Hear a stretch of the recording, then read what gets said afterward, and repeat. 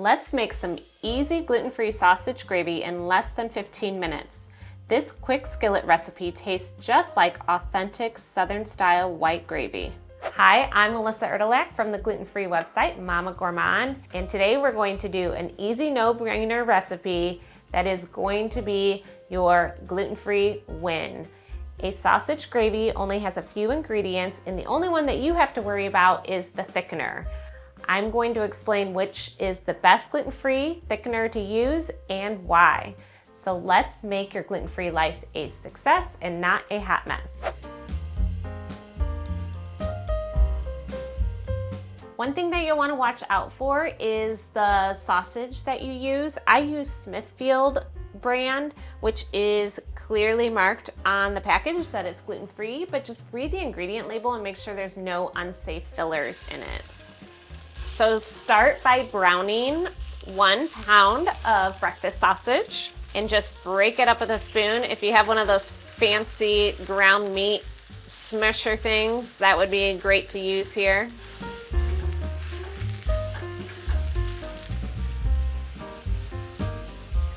Once your sausage is brown, leave all the drippings in there because 1, it's flavor, and 2, it's going to soak up the thickener that we're going to add.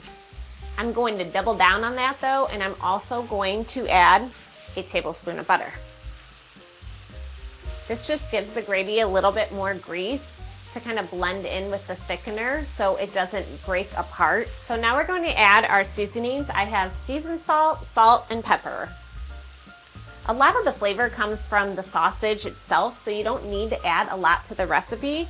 If you like a spicy gravy, you could add a little cayenne pepper here too. And now for the thickener, I use gluten-free flour. I highly recommend using gluten-free flour over cornstarch because if you use cornstarch and it heats too much, the sauce will break, meaning it'll thin back out again. Also cornstarch, if you want to freeze this gravy, it will thin out after you heat it up again. So then you'll have to re-thicken it and you will just be in this vicious cycle of re-thickening your gravy.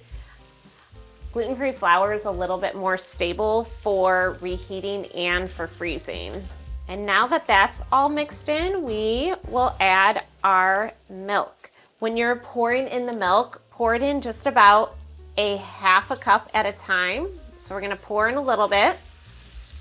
We're gonna stir it.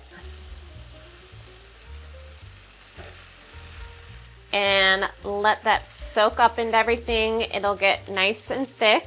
I also want to mention that a higher fat milk is better to use here. I would recommend using at least 2%. Whole milk would be even better, which is what I'm using here.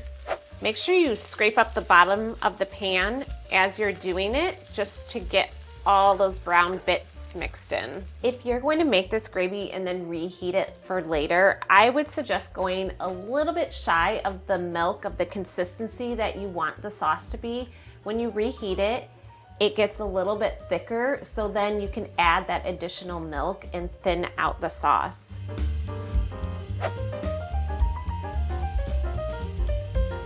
Once all the milk's in, and everything starts to simmer, the sauce will thicken. Just keep stirring, and I think we're done. I like that consistency of the sauce. If you want it a little thinner than this, you can always add a dash more milk, but then I would just taste and make sure that your seasonings are still good. You might have to add a little bit more salt to it. So we have our yummy, quick, Southern gravy. Now what are we gonna eat with it? Of course, biscuits. I have a fluffy, tender recipe for gluten-free biscuits, which I'll link to below. The other thing you could do is sometimes you could do just gluten-free toast. I've served it with eggs, creamy grits. I have a great creamy grits recipe, or gluten-free cheddar scones is really tasty too. You can find the full printable recipe on mamagourmand.com, and thanks for watching. I'll see you in the next video.